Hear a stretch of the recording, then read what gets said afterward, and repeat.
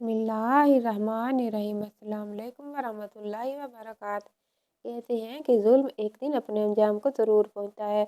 حجاج بن یوسف ظلم کا دوسرا نام بنو امیہ کا پالتو دہشت گرد سینکڑوں صحابہ کرام اور تابعین اور تبع تابعین کو اور ہزاروں کی تعداد میں عام مسلمانوں کو بے دریغ شہید کرنے والا بنو امیہ کا پالتو دہشت گرد حجاج بن یوسف کون تھا؟ اس نے کون کون سے صحابہ کرام کو شہید کروایا اور اس کا عبرت ناک انجام کیا ہوا؟ اس کا نام ابو محمد حجاج بن یوسف بن حکم بن ابو وکیل ثقفی تھا۔ یہ طائف میں پیدا ہوا، وہیں اس کی پرورش ہوئی۔ حجاج بن یوسف طائف کے مشہور قبیلہ بنو ثقیف سے تعلق رکھتا تھا۔ حجاج بچپن سے ہی اپنے ہم جماعتوں پر حکومت کرنے کا عادی تھا۔ تعلیم سے فارغ ہو کر اس نے اپنے باپ کے ساتھ ہی تدریس کا پیشہ اختیار کیا، لیکن وہ اس پیشے پر قطعی مطمئن نہ تھا اور کسی نہ کسی طرح حکمران بننے کے خواب دیکھتا رہتا تھا۔ بالآخر وہ طائف چھوڑ کر دمشق پہنچا اور کسی نہ کسی طرح عبد الملک بن مروان کے ایک وزیر کی ملازمت حاصل کرنے میں کامیاب ہو گیا۔ وزیر نے جلد ہی اس کی انتظامی صلاحیتوں کو بھانپ لیا اور اسے ترقی دے کر اپنی جاگیر کا منتظم مقرر کر دیا۔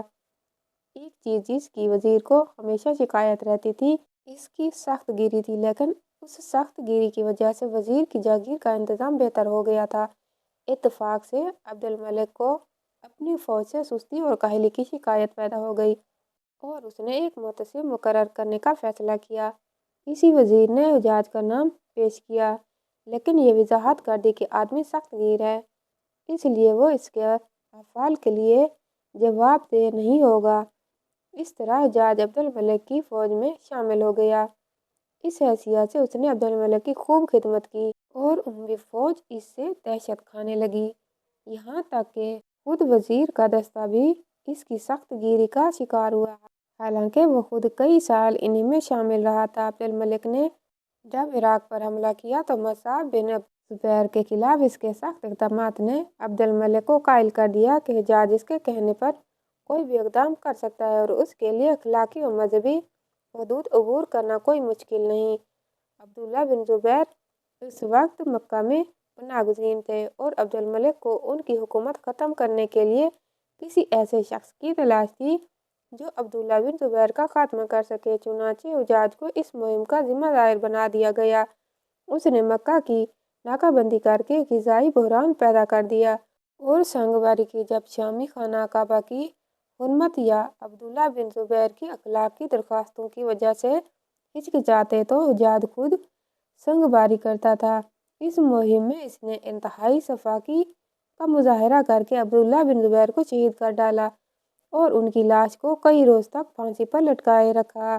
عبداللہ بن زبیر حضرت ابو بکر صدیق رضی اللہ تعالیٰ عنہ کی بڑی صاحبزادی سیدہ اسماء بنت صدیق کے صاحبزادے تھے۔ حجاج بن یوسف نے عبداللہ بن زبیر کو شہید کر دیا، ان کی لاش کو لٹکا دیا تو اپنے آدمیوں کو حکم دیا کہ جا کر ابن زبیر کی ماں کو میرے پاس لے کر آؤ اور اس کو سر کے بالوں سے کھینچ کر لاؤ۔ جب وہ آدمی ابن زبیر کی والدہ سیدہ اسماء بنت صدیق کے پاس گئے اور جا کر ان سے کہا آپ کے بارے میں حجاج بن یوسف کا یہ حکم ہے، تو آپ نے کہا کہ میں نہیں جاؤں گی، مجھے بالوں سے کھینچ کر ہی لے جاؤ۔ اب وہ لوگ سیدنا ابو بکر صدیق رضی اللہ تعالیٰ عنہ کی بیٹی کے ساتھ ایسی حرکت نہ کر سکتے تھے۔ چنانچہ حجاج بن یوسف خود غصے میں پھنکارتا ہوا اسماء بنت ابو بکر کے پاس آیا اور آ کر کہنے لگا کہ دیکھا میں نے تمہارے بیٹے کا کیا حشر کیا؟ تو اسماء بنت ابو بکر صدیق نے جواب دیا تو نے میرے بیٹے کی دنیا تباہ کی، لیکن میرے بیٹے نے تیری آخرت کو تباہ و برباد کر دیا۔ یہ سن کر وہ غصے سے وہاں سے واپس پلٹ گیا۔ اس نے ہر اس شخص کو قتل کر ڈالا جس سے اموی اقتدار کے خلاف زبان کھولنے کی توقع کی جا سکتی تھی۔ اس کے مظالم نے عوام کے حوصلے پست کر دیے اور وہ اموی غلامی پر رضامند ہو گئے۔ مکہ کے بعد مدینہ کی باری آئی۔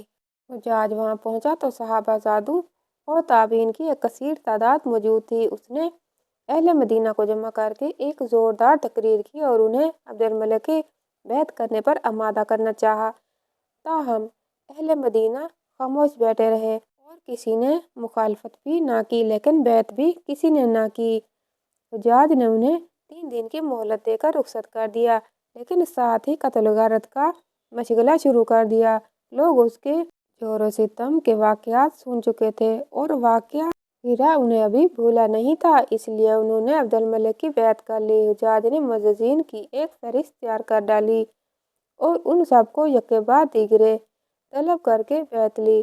جس نے اموی حکومت پر تنقید کی اس کی گردن اڑا دی۔ 2 ماہ تک اس کی بربریت کے بھرپور مظاہرے ہوتے رہے۔ بالآخر اس مقدس بستی کے باشندوں سے قیامت ٹل گئی اور حجاج کا تبادلہ عراق کر دیا گیا۔ عبد الملک نے اہل خراسان اور کوفہ و بصرہ کی باغبانہ روش کو ختم کرنے کے لیے حجاج کو گورنر مقرر کیا۔ اس نے صرف 12 آدمی ساتھ لیے اور 1000 میل کا فاصلہ طے کر کے بالکل غیر متوقع طور پر کوفہ پہنچا۔ کوفہ میں داخلہ کے وقت اس نے نقاب پہن رکھی تھی تاکہ لوگ اسے پہچان نہ سکیں۔ اس کے ساتھی اہل کوفہ کو پکار پکار کر مسجد میں جمع ہونے کا حکم دے رہے تھے۔ حجاج بن یوسف مسجد پہنچا۔ لوگ شرارت پر آمادہ تھے، کنکریاں ہمراہ لائے تھے تاکہ ان سے نئے گورنر کا استقبال کر سکیں۔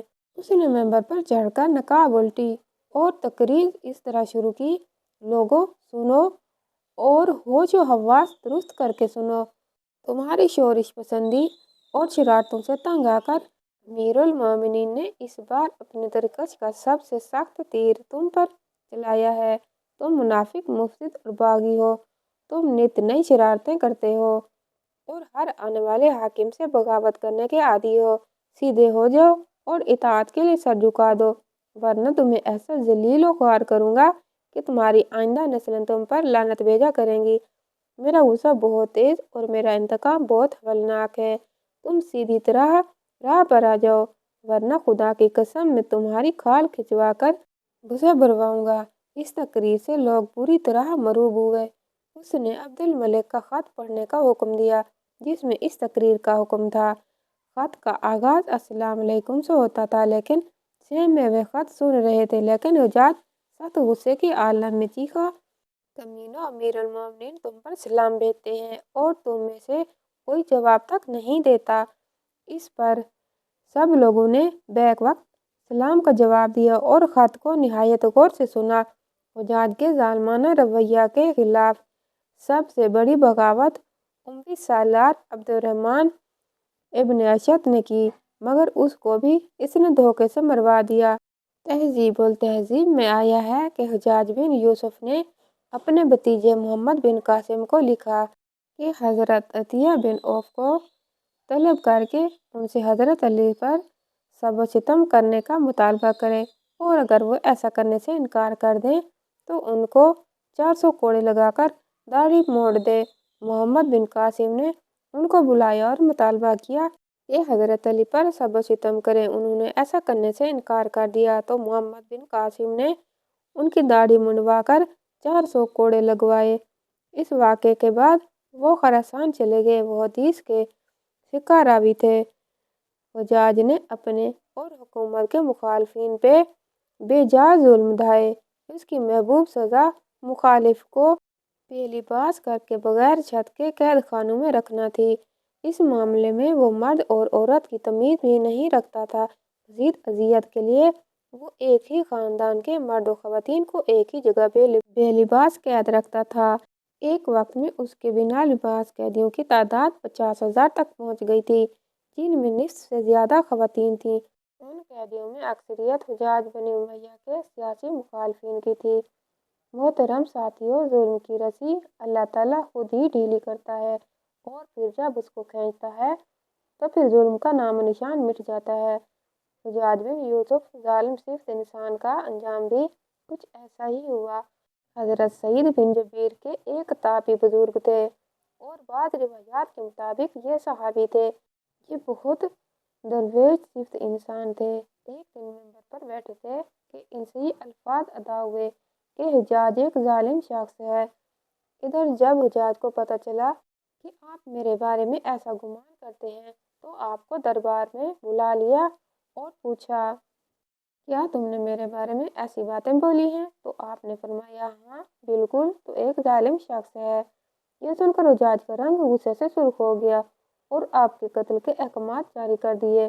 جب آپ کو قتل کے لیے دربار سے باہر لے کر جانے لگے تو آپ مسکرا دیے۔ حجاج کو ناگواری گزری۔ اس نے پوچھا، کیوں مسکراتے ہو؟ تو آپ نے جواب دیا، تیری بے وقوفی اور جو اللہ تجھے ڈھیل دے رہا ہے اس پر مسکراتا ہوں۔ حجاج نے پھر حکم دیا کہ اسے میرے سامنے ذبح کر دو۔ جب خنجر گلے پر رکھا تو آپ نے اپنا رخ قبلہ کی طرف کیا اور یہ جملہ فرمایا، اے اللہ، میرا چہرہ تیری طرف ہے، تیری رضا پر راضی ہوں۔ یہ حجاج نہ موت کا مالک ہے نہ زندگی کا۔ جب حجاج نے یہ سنا تو بولا، اس کا رخ قبلہ کی طرف سے پھیر دو۔ جب قبلہ سے رخ پھیرا تو آپ نے فرمایا، یا اللہ، رخ جدھر بھی ہو تو ہر جگہ موجود ہے، مشرق مغرب ہر طرف تیری حکمرانی ہے۔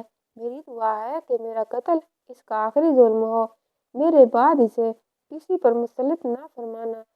جب آپ کی زبان سے جملہ ادا ہوا اس کے ساتھ ہی آپ کو قتل کر دیا گیا اور اتنا خون نکلا کہ دربار تر ہو گیا۔ ایک سمجھدار بندہ بولا کہ اتنا خون تب نکلتا ہے جب کوئی خوشی خوشی مسکراتا ہوا اللہ کی رضا پر راضی ہو جاتا ہے۔ اور پھر تاریخ نے دیکھا کہ وہ واقعی اس کی شہادت کے بعد حجاج کسی اور کے قتل پر قادر نہ ہو سکا اور ابن جبیر کی شہادت کے صرف 40 دن کے اندر اندر یہ بھی ایک خطرناک بیماری کا شکار ہو کر دنیا سے کوچ کر گیا۔ حجاج بن یوسف کے نام سے سب واقف ہیں۔ حجاج کو عبد الملک نے مکہ، مدینہ، طائف اور یمن کا نائب مقرر کیا تھا اور اپنے بھائی بشر کی موت کے بعد اسے عراق بھیج دیا، جہاں سے وہ کوفہ میں داخل ہوا۔ ان علاقوں میں 20 سال تک حجاج کا عمل دخل رہا۔ اس نے کوفے میں بیٹھ کر زبردست فتوحات حاصل کی۔ اس کے دور میں مسلمان مجاہدین چین تک پہنچ گئے تھے۔ حجاج بن یوسف نے ہی قرآن پاک پر اعراب لگوائے۔ اللہ تعالیٰ نے اسے بڑی فصاحت و بلاغت اور شجاعت سے نوازا تھا۔ حجاج حافظ قرآن تھا، شراب نوشی اور بدکاری سے بچتا تھا۔ وہ جہاد کا دھنی اور فتوحات کا حریص تھا، مگر اس کی تمام اچھائیوں پر اس کی ایک برائی نے پردہ ڈال دیا تھا، اور وہ برائی کیا تھی؟ حجاج بہت ظالم تھا۔ اس نے اپنی زندگی میں ایک خونخوار درندے کا روپ دھار رکھا تھا۔ ایک طرف موسیٰ بن نصیر اور محمد بن قاسم کی گردنیں اڑا رہے تھے، دوسری طرف وہ خود اللہ کے بندوں، اولیاء اور علماء کے خون سے ہولی کھیل رہا تھا۔ حجاج نے 1,20,000 انسانوں کو بے قصور شہید کروایا۔ اس کے جیل خانوں میں ایک ایک دن میں 80,000 قیدی ایک وقت میں ہوتے، جن میں سے 30,000 عورتیں ہوتیں۔ اس نے جو آخری ناحق قتل کیا وہ عظیم تابعی اور زاہد پارسا انسان حضرت سعید بن جبیر رضی اللہ تعالیٰ عنہ کا قتل تھا۔ ان کی شہادت کے بعد حجاج پر وحشت سوار ہو گئی تھی، وہ نفسیاتی مریض بن گیا تھا۔ حجاج جب بھی سوتا حضرت سعید بن جبیر اس کے خواب میں آ کر اس کا دامن پکڑ کر کہتے کہ اے دشمن خدا، تو نے مجھے کیوں مروایا؟ میں نے تیرا کیا بگاڑا تھا؟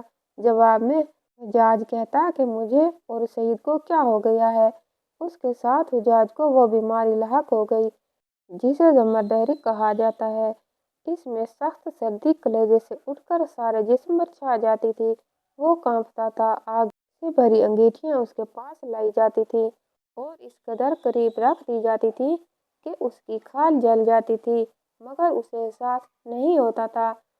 حکیموں کو دکھانے پر انہوں نے بتایا کہ پیٹ پر سرطان ہے۔ ایک طبیب نے گوشت کا ٹکڑا لیا اور اسے دھاگے کے ساتھ باندھ کر حجاج کے حلق میں اتار دیا۔ تھوڑی دیر بعد دھاگے کو کھینچا تو گوشت کے ٹکڑے کے ساتھ بہت عجیب نسل کے کیڑے چمٹے ہوئے تھے اور اتنی بدبو تھی جو پورے 1 مربع میل کے فاصلے پر پھیل گئی تھی۔ درباری اٹھ کر بھاگ گئے تھے، حکیم بھی بھاگنے لگا۔ حجاج بولا، تو کدھر جاتا ہے؟ علاج تو کر۔ حکیم بولا، تیری بیماری زمینی نہیں آسمانی ہے، اللہ سے پناہ مانگ۔ حجاج جب مادی تدبیروں سے مایوس ہو گیا تو اس نے حضرت حسن بصری رحمۃ اللہ علیہ کو بلوایا اور ان سے دعا کی درخواست کی۔ وہ حجاج کی حالت کو دیکھ کر رو پڑے اور فرمانے لگے، میں نے تجھے منع کیا تھا کہ نیک بندوں کے ساتھ چھیڑ چھاڑ نہ کرنا، ان پر ظلم نہ کرنا، مگر تو باز نہ آیا۔ آج حجاج عبرت کا سبب بنا ہوا تھا۔ وہ اندر باہر سے جل رہا تھا، پھر بھی وہ کہتا تھا کہ اللہ 70 ماؤں سے بھی زیادہ اپنے بندے کو چاہتا ہے، مجھے بھی معاف کر دے گا۔ تو حسن بصری فرمانے لگے، کیا تو یہ چاہتا ہے کہ دنیا بھی اپنی مرضی کی گزارے اور آخرت بھی تجھے تیری مرضی کی مل جائے؟ حضرت بن جبیر رضی اللہ تعالیٰ عنہ کی وفات کے 40 دن بعد ہی حجاج کی بھی موت ہو گئی تھی۔ جب دیکھا کہ بچنے کا کوئی امکان نہیں تو قریبی عزیزوں کو بلایا، جو بڑی کراہت کے ساتھ حجاج کے پاس آئے۔ وہ بولا، میں مر جاؤں تو جنازہ رات کو پڑھانا اور صبح ہو تو میری قبر کا نشان بھی مٹا دینا، کیونکہ لوگ مجھے مرنے کے بعد قبر میں بھی نہیں چھوڑیں گے۔ اگلے دن حجاج کا پیٹ پھٹ گیا اور اس کی موت واقع ہو گئی۔ اللہ ظالم کی رسی دراز ضرور کرتا ہے، لیکن جب ظالم سے حساب لیتا ہے تو فرشتے بھی خشیت الہی سے کانپتے ہیں اور عرش ہل جاتا ہے۔ تو آج کی ویڈیو آپ کو کیسے لگی کمنٹ باکس میں رائے کا اظہار ضرور کیجیے گا، اور ویڈیو کو لائک اور چینل کو سبسکرائب کرنا مت بھولیے گا۔ انشاءاللہ تعالیٰ کل اگلی ویڈیو کے ساتھ ملاقات ہوگی، تب تک کے لیے اللہ حافظ۔